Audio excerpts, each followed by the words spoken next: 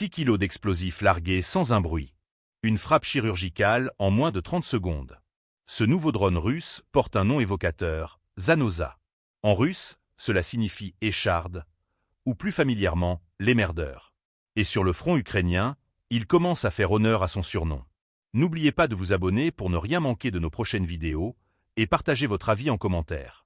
Est-ce que ce nouveau drone peut vraiment faire basculer l'équilibre sur le terrain? C'est une machine de guerre entièrement conçue, produite et testée en Russie. Pas de composants occidentaux, pas de dépendance à des circuits étrangers. Le Zanoza est le fruit d'une industrie militaire nationale qui veut prouver qu'elle peut rivaliser et parfois surpasser la technologie de l'OTAN. Avec sa structure légère mais résistante, sa maniabilité exceptionnelle et une portée de 12 km, ce drone tactique redéfinit les règles de l'engagement au sol. Sa capacité à transporter une charge de 20 kg, qu'il s'agisse d'explosifs, de munitions ou de matériel de ravitaillement, en fait un outil extrêmement polyvalent. Sur le front, il est déjà déployé dans plusieurs zones critiques, en particulier sur les axes logistiques ukrainiens. Certaines unités ukrainiennes témoignent anonymement d'attaques soudaines, précises, souvent impossibles à détecter à temps. Il surgit, frappe, puis disparaît, résume un soldat stationné près de Tchassiviar. Ce qui le distingue aussi, c'est son autonomie.